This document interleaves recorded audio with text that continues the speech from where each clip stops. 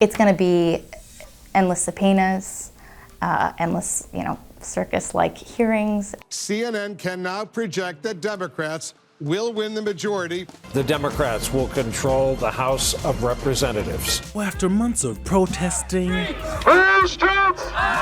and pulling out all the big dogs for campaigning, the character of our country is on the ballot. Dems control one chamber of Congress. Now what? First, they have to figure out how progressive the party is going to be. The House flipped in large part due to the excitement in the Democratic Party's progressive base. So the current leader of the caucus, Nancy Pelosi, is going to have to try to find balance, keeping moderate Democrats happy while not doing every single thing progressives are clamoring for. This could have the reverse effect that they want and turn off swing voters that they need in 2020, need to keep the majority. The party is also going to have to decide on what legislation they're going to bring to the House floor. Dems are going to pass a series of bills, probably January, February, March, basically laying out a lot of the positions they've been running on. I would expect them to take up legislation on fixing Obamacare, but also doubling down on protections for pre-existing conditions. You can also expect a Dem-controlled House to pass bills rolling back some of the Republican tax cuts that went to corporations while making some of those permanent for lower and middle class families. And there may even be some movement on immigration reform, including protections for DACA recipients, anti-corruption, and possibly even gun legislation. True, these bills will probably never pass the Senate, and President Trump isn't likely to sign them if they reach his desk. But this is also about 2020 messaging. The next 2 years, the president's going to be getting ready for his reelect, and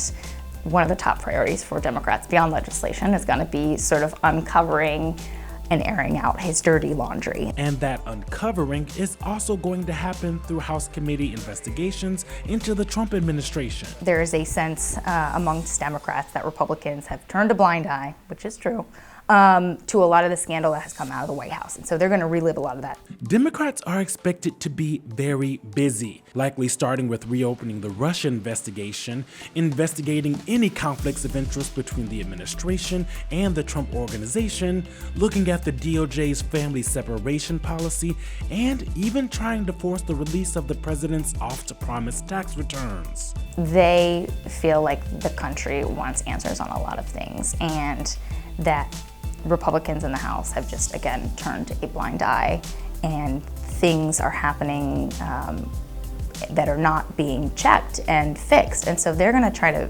portray this as we're trying to fix the government. And then there's the big I word. Impeach 45!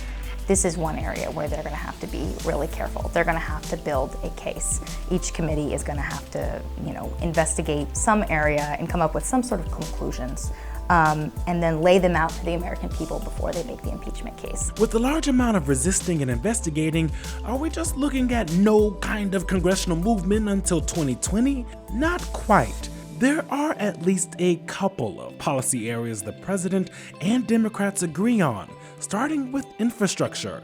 We'll transform our roads and bridges from a source of endless frustration into a source of absolutely incredible pride. This is typically a Democratic talking point, and Republicans have been the ones saying to the president, oh, we'll get to it, and then intentionally putting him off. How bullish Democrats can be without alienating either their base or voters they'll need in 2020 will depend on how many seats they are able to ultimately gain in the House.